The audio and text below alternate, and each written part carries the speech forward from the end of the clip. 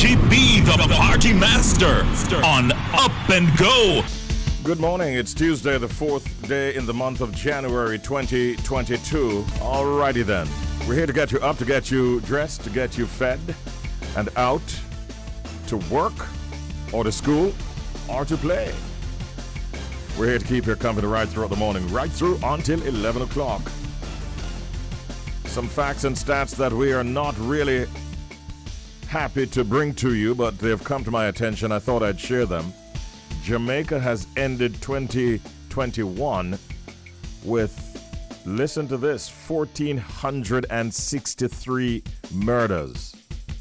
Those are the preliminary numbers being put out by the Jamaica Constabulary Force. 1,463 murders committed across the island during the year 2021. That, my friends, is almost a 10% above the murder total for the year 2020,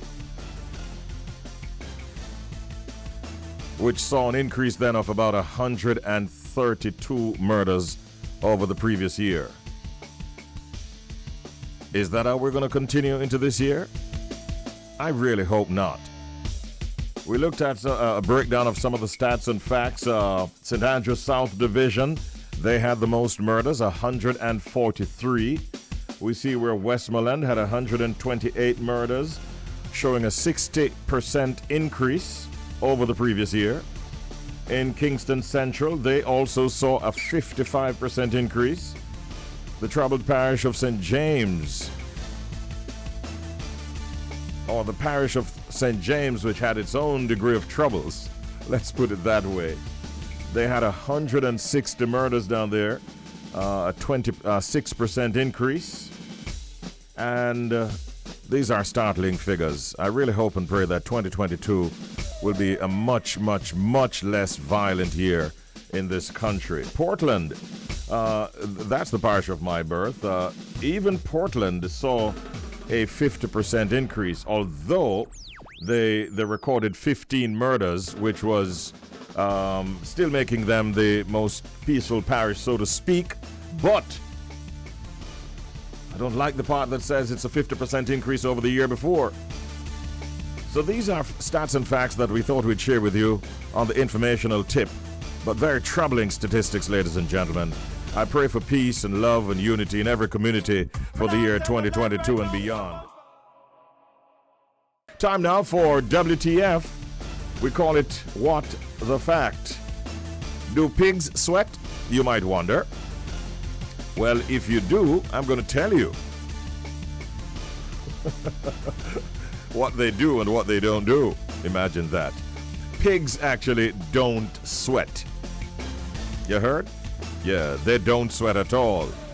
So if someone tells you that they're sweating like a pig, you might want to point out to them, if you're that sort of a person, that if they were being biologically accurate, that would mean they were not sweating at all. Yeah. Because swines are born without sweat glands. So when they need to cool off, their only option tends to be to find a cool puddle of mud in which they can roll around and cool down. But pigs don't sweat. Okay? Fact inside of WTF. What the fact? I was actually smiling a while ago because there's a name that we have been calling a certain way, and I decided a while ago, let me just see what the correct pronunciation is. So there's this woman who's, some would say, trying to make some, well, she's trying to get justice, let's put it that way, without casting aspersions. But there are others who will feel that she's trying to make some money off of Prince Andrew, okay? And so, having made $500,000 from Jeffrey Epstein in that whole, sex trafficking allegations that were brought against him during his lifetime, there was what he would have considered a settlement of $500,000, and there were some clauses that accompanied that particular payout to this lady, who I've been calling Miss Guffer. But I said a while ago, let me just check and see what the correct pronunciation is. Do you know that Virginia's name is not pronounced Guffer, although it's spelled Giuffre? It's actually Juilet. So, if you heard me chuckle a while ago just before the morning blog, I just said to DJ Bodley, yo, brother, the woman named Juilet. Yes, that's her correct name. So Prince Andrew's lawyers over there in the United Kingdom, they are set to put forward a motion to dismiss the sex assault civil lawsuit that has been brought against him by Virginia Juilet after her $500,000 settlement with Jeffrey Epstein was made public. So yesterday they published that, and many people are surprised at the contents. It's a 12-page document that was made public yesterday, and it revealed the terms of a $500,000 payout from convicted sex offender Epstein to Miss Juilet some years ago. That was, I think, 2009.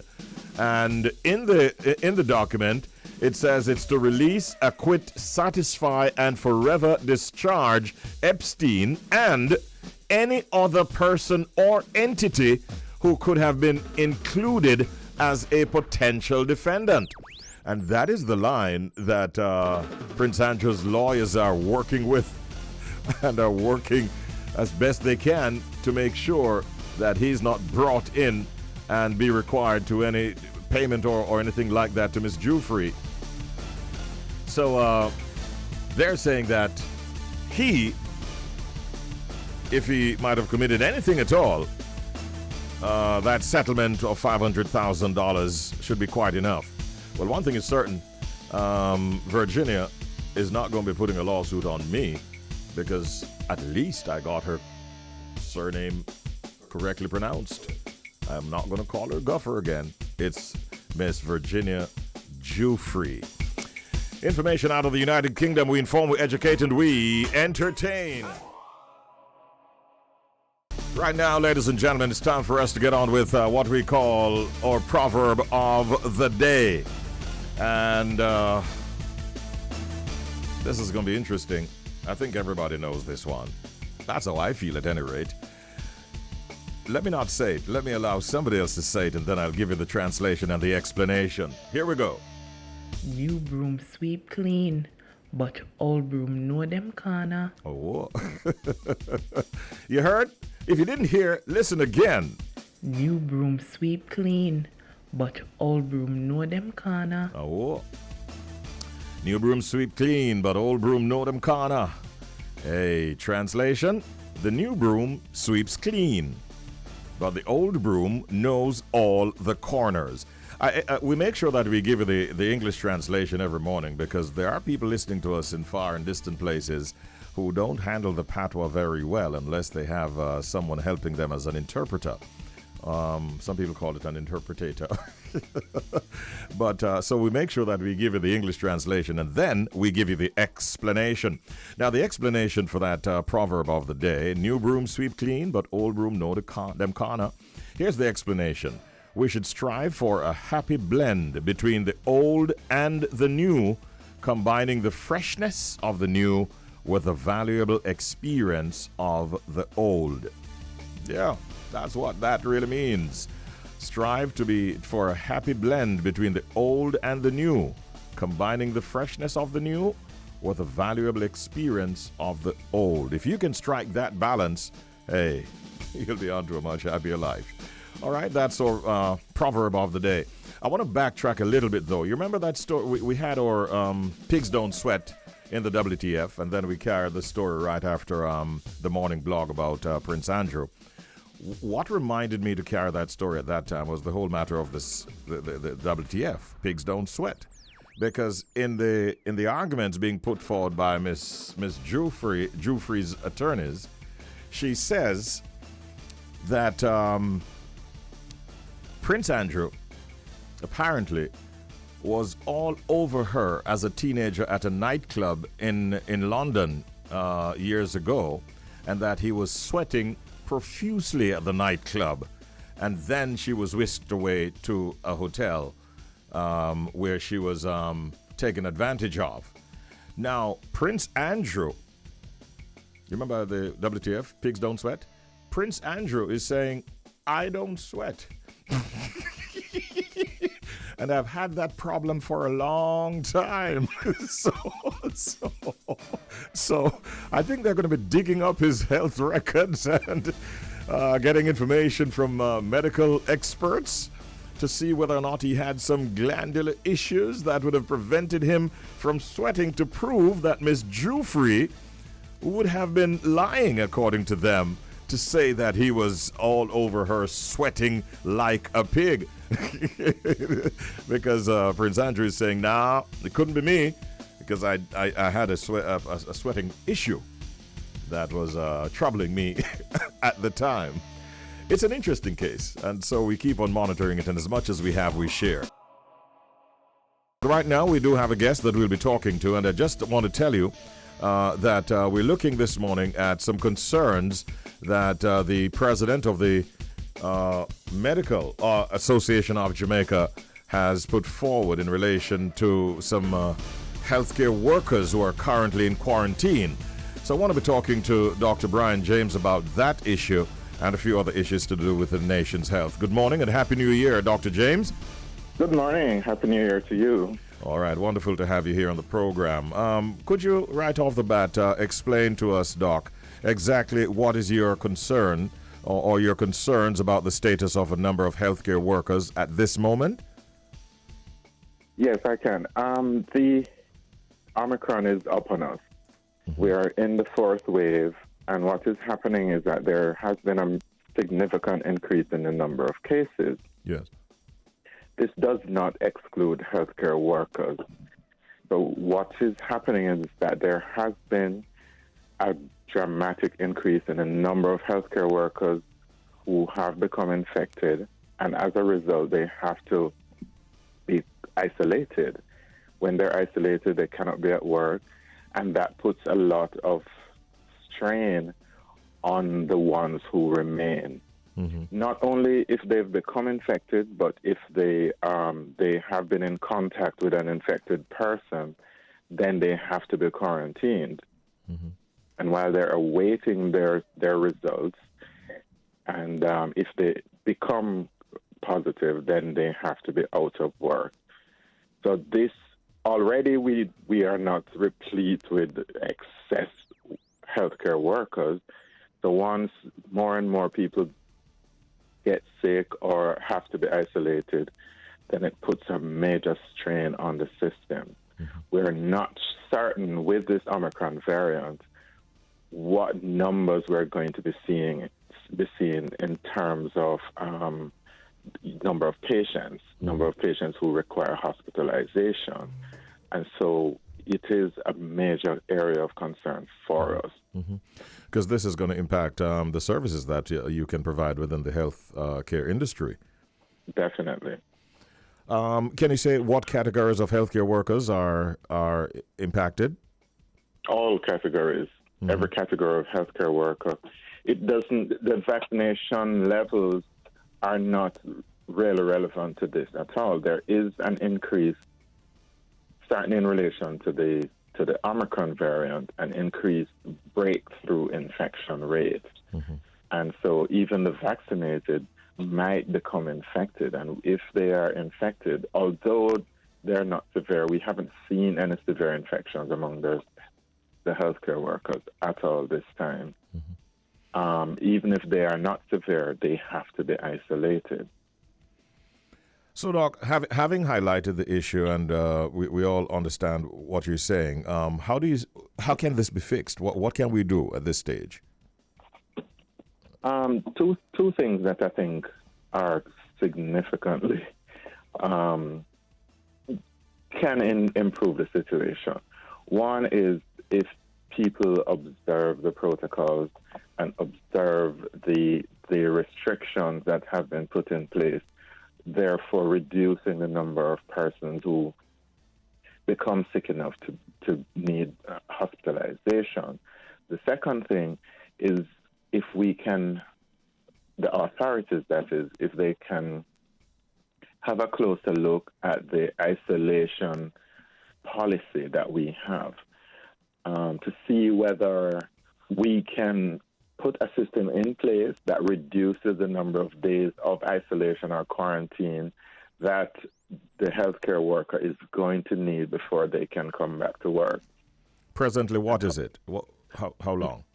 It is just like the rest of the population. If you're asymptomatic, it's 10 days. Mm-hmm. If you are symptomatic, then it's 14 days. You'd like to see a reduction?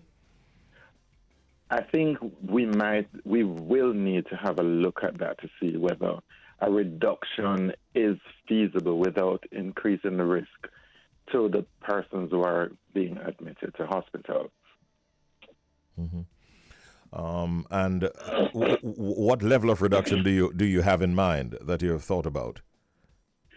Well, the evidence so far suggests that people do not remain infectious after, let's say, 8 days. That's the evidence that I have seen. Mm-hmm. And therefore, it might be sensible to reduce it to 8 days. In the United States, the CDC has come out saying they will reduce it to 5 days. Yes, I saw that. They have not provided the evidence to support it. If they provide the evidence and it is feasible, then I would suggest that we can go to that. But until then, we need to be really very careful about how we go about reducing it and the conditions that we need to put in place if we reduce it. Yeah. When they come back, how do they interact with their colleagues who are negative? Which patients are they able to interact with? Do they just come back and treat COVID positive patients because now they are immune to whatever variant is going around? Do they have to wear N95 masks, for example?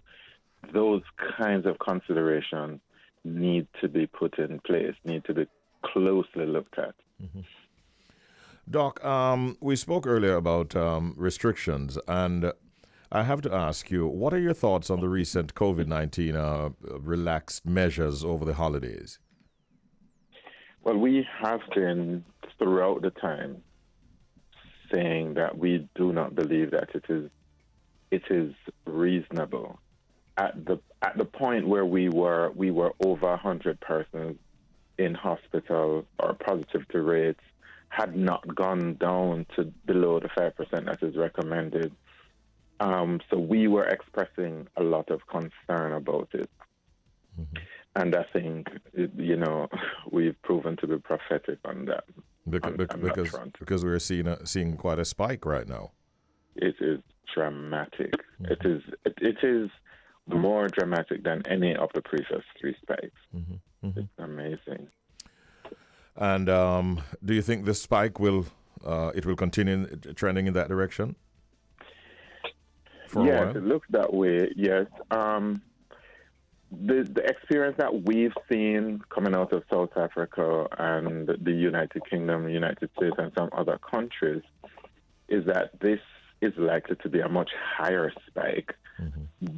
but a faster spike, and therefore it should end sooner than the other spikes. Mm-hmm. The problem that we are very, very worried about is how many persons, or proportion of the infected persons, will end up in hospital, and will the hospitals be able to cope with this number? So far, the reports that we got from South Africa and so on were that no more than 40% of the numbers that we were seeing with the Delta we should expect to see with the Omicron. However, if it's increased, if the numbers are increased by more than 2.5 times, then we're going to end up with the same 812 persons that we had in hospital at one time. for the Delta. So all of those things we're trying to watch to see how it's going, preparing for the worst and hoping for the best.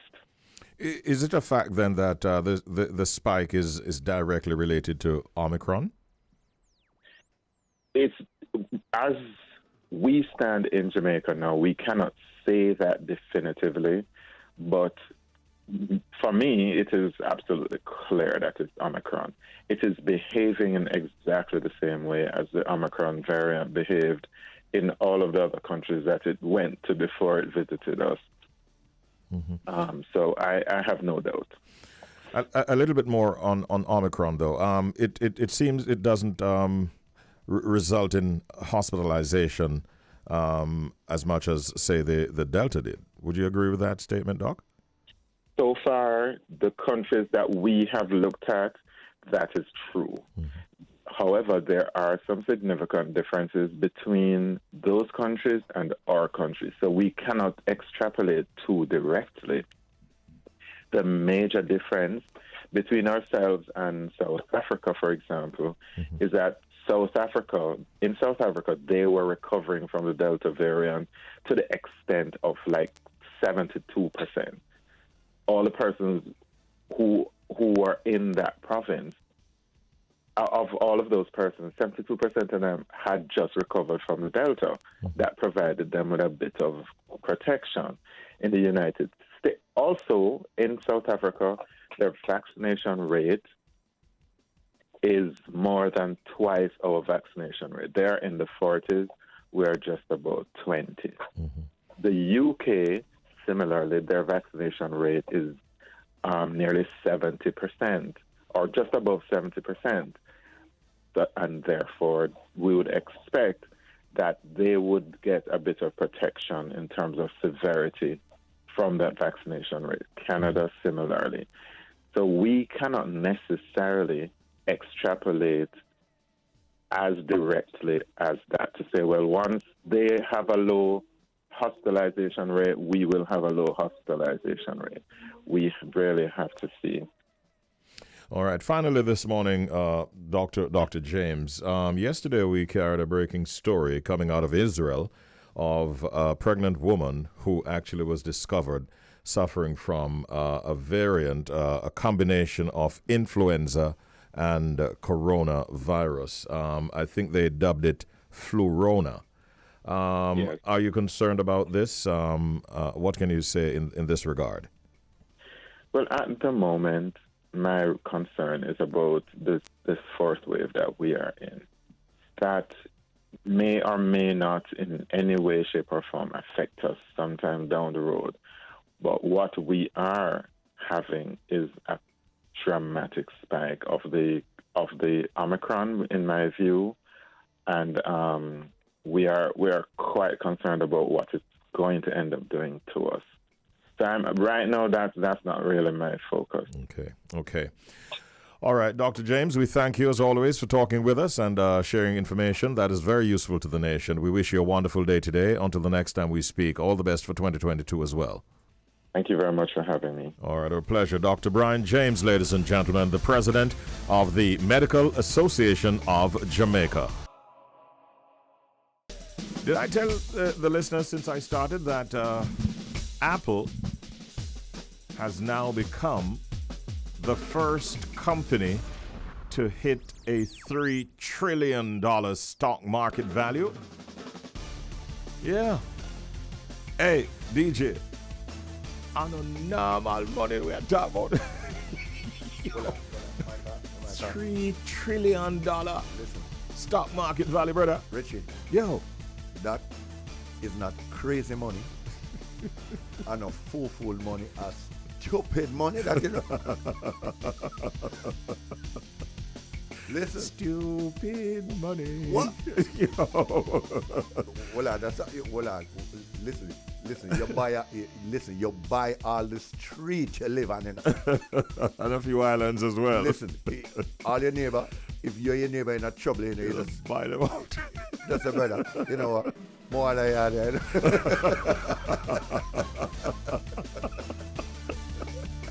I choose something, you know. I mean, It's the first $3 trillion company in the world. Yeah. And that was at yesterday's trading. My goodness. It's the world's most valuable company. Reached the milestone as investors bet that consumers will continue to shell out top dollar for iPhones and MacBooks and services such as Apple TV and Apple Music. And now they can boast, literally, that they are the first company in the world. I think they hit the $2 trillion mark in August, and now already they're at 3 million. So they are showing phenomenal growth, ladies and gentlemen. Do you have some of those stocks? You better try to get some, because they are carrying a whole lot of value. And we're standing by to hear the voices of Red and Jay out of G98.7 in our simulcast. Good morning. Good morning. Hey, Happy New Year, Red. Happy New Year. And what's up, Jay? Good morning, people. How y'all doing today? We're doing good here in Jamaica. How about you in Canada?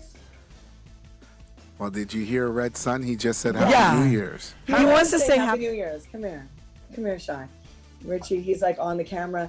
So this is a fact. He's half Nigerian and, of course, Bajan Guyanese. But he says, I'm Jamaican, Nigerian.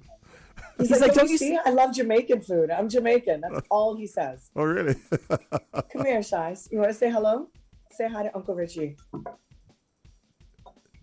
Red's son, he's only 5. Hey, there he is. Good morning. Happy New Year. Say Happy New Year. Happy New Year. Oh, he's being shy. He's being a little shy. Yeah, he's not like that. His name is Shiloh. I hear you. I hear you. Happy New Year to you and to your grandma and all the rest of the family as well. So what's up, Red? How you doing? You good? Well, I'm a little under the weather, as you can see. Uh-huh. Yeah. But you're improving. I'm improving. I think a lot of us here in Toronto are under the weather. So it's been, a difficult New Year transition, but at least we're alive and, you know what I mean? And getting through this together. Without a doubt. And I think Jay is actually in the studio, right, Jay? Yeah, I'm in the studio. I'm having my vibe in the studio. Unfortunately, she's not here with me, but I'm holding it down. And how are things over there in Jamaica? New Year's resolutions, that we got them started already? Yeah, I guess. What was the resolution? Well, I did. I think I was asked last week, and I said just to be a better version of myself. And there are a few personal goals that I've made as well, and I'll take it in stride. I'm not one of those who makes these lofty resolutions that are hard to achieve. So we make. What I like to do is to make some set some goals and then try to surpass them, rather than set them so lofty that they're unattainable. So we're looking forward to having a great year this year. Before we continue, though, I'd love to do a big shout-out to a family in Jamaica that I know and love, Miss Gladys and Robert Levy from the Greenwood near Far Out Fish Hut area. Nothing but love from the Martins. All right. Nice. Big ups indeed. All right, we wanted to have a look at what's going on because we're watching the news from out of Canada, and it looks like the Omicron is really taking a toll up there right now. What's the latest as it relates to the coronavirus situation in Canada? Well, the numbers are pretty high. It's no surprise. They were predicting about 10,000 a day. I believe it's about 16,000 plus a day. And that's just the people that have been tested. So PCR tests are not really available unless you're a frontline worker or unless a physician has sent you for a test. So what they're advising everyone to do is, stay home, quarantine. 16,000. Put it this way, Richie. I know many people that are sick with COVID right now. Myself, I have COVID right now. And, it was a bit scary for me with asthma. I didn't know what to expect. So I, thank you, Richie and Jay, for holding it down and not really putting it out there because I just wanted to make sure I was okay. But it's a scary thing when you hear all these mixed reviews and, calling everybody asking. But right now, pretty much everyone I know has it. Wow. And the people that I know that have it haven't even had a PCR test. That's a crazy thing. So schools schools were given rapid test. They were giving rapid test at the liquor store as well. The government was distributing them, so many people have them at home. And now they say it's a lot less severe than, COVID, what it was last year. I am vaccinated, and, I didn't get the booster as yet. It's hard to say when you have mild symptoms. They say, hey, it's because of the vaccine helped you. You just don't know, right? But now it's no longer, I know it's a taboo in some areas. Well, first of all, how is it in Jamaica? Like, how do you guys look at it? Well, I tell you this. Right. I remember in May 2020 when this thing was really I think we had our first case in Jamaica on the 10th of March 2020. And by the time we got to May of that year, there were people who were nurses who were being told not to take buses because people did not want them on the buses. There was a case that we heard of where somebody was actually issued a death threat not to come into a particular zone because they were diagnosed with COVID-19. Those stigma, I'd say, have now been reduced tremendously because it has now affected so many families, so many workplaces, and so on. So there's a different approach to it. But what we're having a problem with here primarily is the fact that many people are still not going the route of taking the vaccine. Right. I think when last I checked, we had about 1,208,789 doses that were in fact given. And that equates to about 20.5% of our population. Certainly not the kind of numbers that the government would want to see us having. And they have been promoting heavily, but there's a great degree of hesitancy among many for various reasons here in Jamaica. Some people are simply hesitant, and some are just simply resisting the whole notion of taking a COVID-19 vaccine. So that is causing some problems. In the last couple of days, we've had quite a spike. In fact, I heard in the news Dr. Brian James being quoted. I had him on this morning at 8 o'clock, and he basically just stopped short of saying that it might very well be Omicron that is causing this current spike. We've had situations in the last couple of days where there were like 780 odd new cases being diagnosed and so on. So we are currently experiencing a tremendous spike here in Jamaica, and it might even continue to get worse before it starts getting better. So it's really a problem all over the world, and the numbers are not looking good. Canada is also having some issues, isn't it? Well, they are having issues because I've heard even Air Canada says they're not going to be flying to the Caribbean as of January 30th until March. Yeah. So that Are you will serious? affect. Shh, don't let my mom know. She's upstairs. But Don't let her know. yeah, that's going to take a toll. And if it affects the tourism, you guys know what happens next. It's been a dismal experience for the hotel industry within the Caribbean if that happens. So we want to make sure we put an end to this. I want to find out, though, Red, we have known that you were a little under the weather for a few days, but how are you feeling this morning? I'm feeling better. I will say this. So I didn't have a fever. My symptoms, Christmas Day, I felt really, really achy.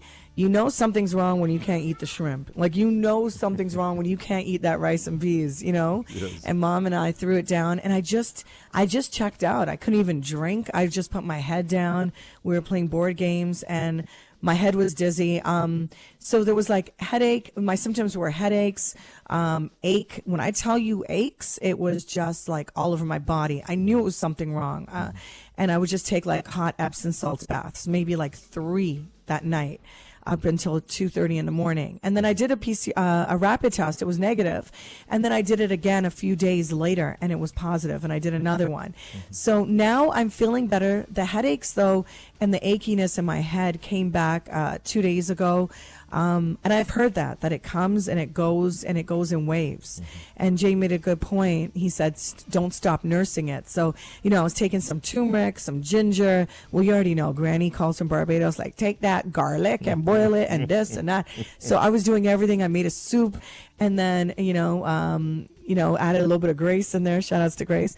But, it felt better. And then it felt a little bit back the same, but I shouldn't say the same. Nothing as bad as those first few days. Okay. Those days, it was hard, but there's always a symptom. And thank goodness I didn't lose my taste and my smell, sense of taste and smell, because, I love me some food. So, that would have been a really, really hard and scary. So the next step is to have the Omicron diet, where you Right. can't taste nothing. Then we'll all get to lose some weight. Well, I feel like I lost some weight already. I feel like it already. Oh, boy. So, I'll let you be the judge of that, Jay, when I come back. We'll definitely keep you in our thoughts and our prayers, for sure. And we're standing by to have a chat with Juliet Bodley, a.k.a. Julie Mango, a social media influencer. And she'll be joining us in a few minutes from now. And whilst we have a little time on our hands, I can tell you that this is a breaking story. A new variant, a new COVID-19 variant has been discovered in France.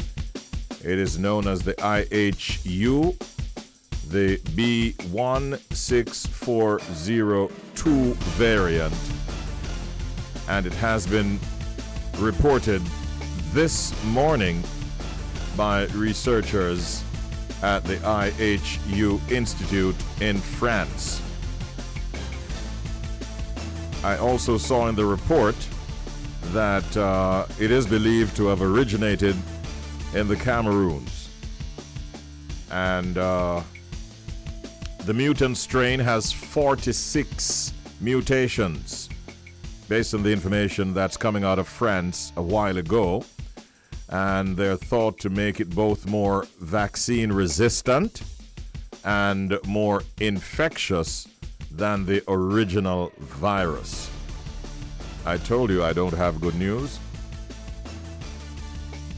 Also coming out of France this morning, some 12 cases have been spotted so far near a place called Marseille, with the first linked to travel to the African country of Cameroon.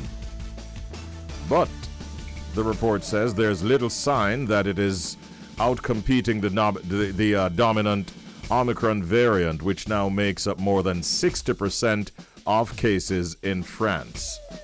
The strain was discovered by academics based at the IHU Mediterranean Infection Center, and that was earlier this month. They did some further tests, and now they're going public with the information of this new variant, which has some 46 mutations and could likely make it more vaccine resistant and even more infectious than the Omicron variant. We inform, we educate, and we entertain. And it's about time for us to have this beautiful lady talk with us. But let me tell you, the Jamaica Cultural Development Commission, the JCDC, an agency of the Culture Ministry, has recently announced our next guest as the social media ambassador for Jamaica 60. Her name, Juliet Bodley, aka Julie Mango, and she's quite a social media sensation, discovered on TikTok for her amazing videos reenacting the culture of Jamaica. She is our guest at this time. Julie Mango, good morning and welcome. Good morning. How are you? I am saved, sanctified, Holy Ghost filled, water baptized, Jesus on my man. I found a new life. If you're going to behave like this, it's going to be hard for me to contain myself, Julie Mango. Happy New Year also. We haven't spoken since last year. How have you been since? I haven't spoken since last year. Well, if you behave like that, how must I keep a straight face also? But congratulations on all of your successes. You were recently appointed an ambassador. How does it feel? Oh my gosh, I am elated and scared and excited and just looking forward to doing my best. I feel up to now, I'm still trying to get used to it. Well, you're better, because there's a whole lot, I'm sure, that is expected of you.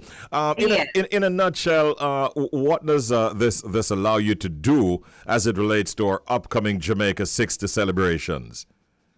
So what it really means is to promote the events on Jamaica 60 and to spread awareness via all my social media platforms. And then the advantage with that is that you get coverage not just in Jamaica, but in the Caribbean islands also. And then in the diaspora located in the UK, the US, Canada, or anywhere where you have a Jamaican that they can tune into Jamaica 60. So it's really to get that international audience pull to tune into the Jamaica 60 celebrations.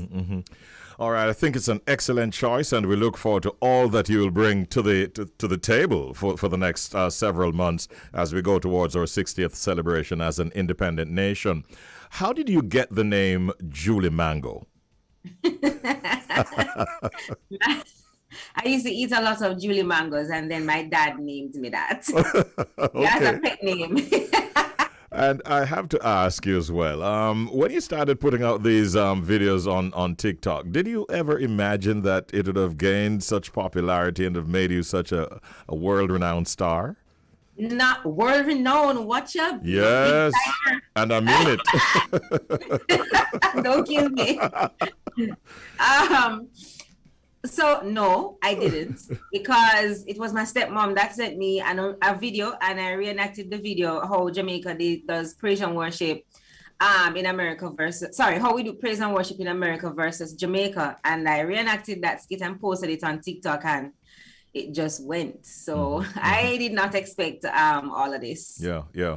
But it's taking you places, because in addition to your ambassadorial status, I think I saw recently where you also had some other developments that are good for you in terms of exposing your talent. Anything else you'd like to share in terms of what we can look forward to from you in 2022?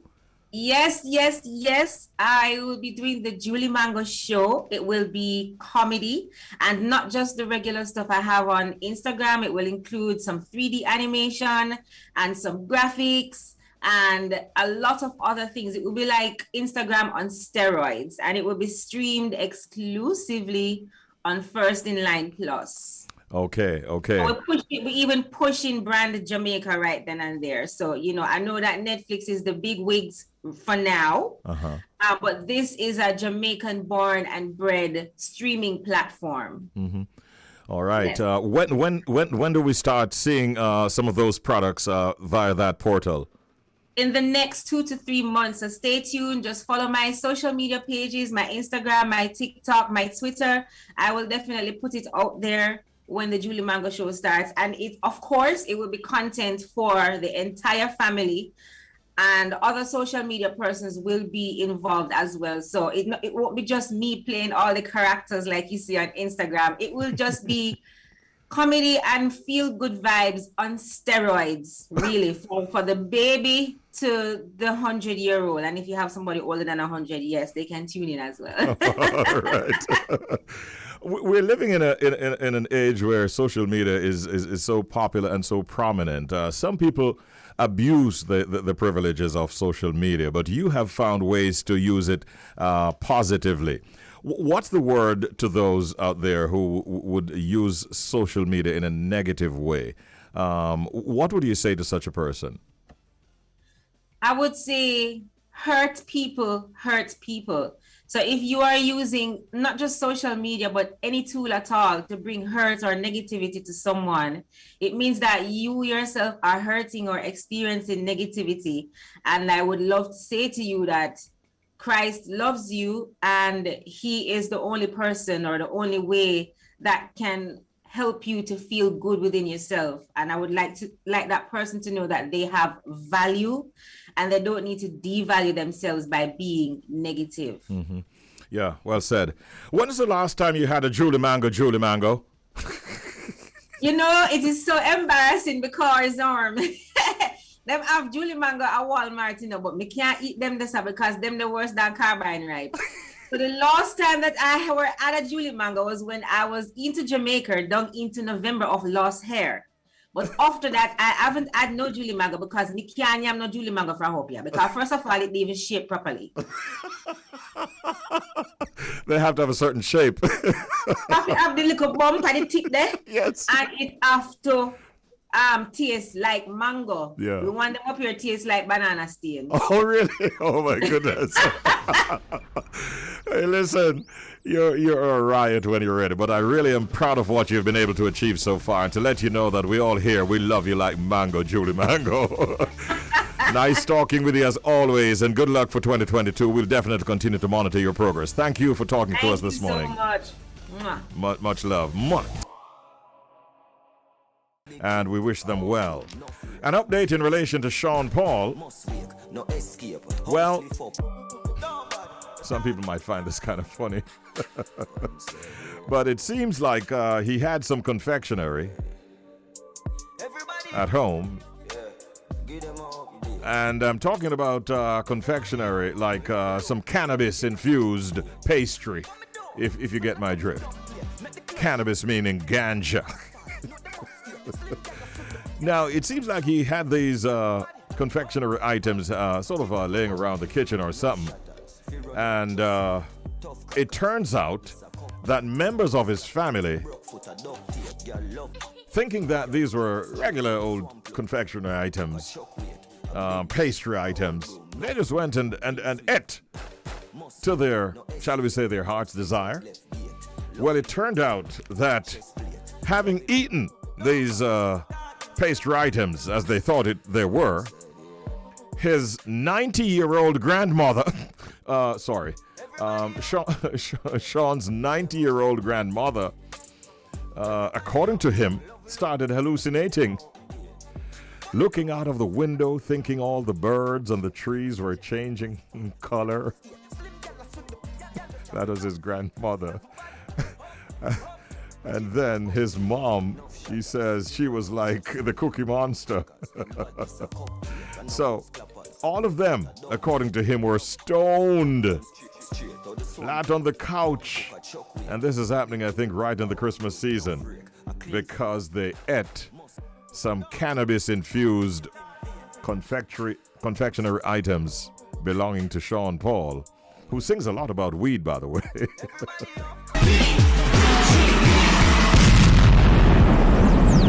Richie B, the party master, on Up and Go, The Bridge, 99 FM.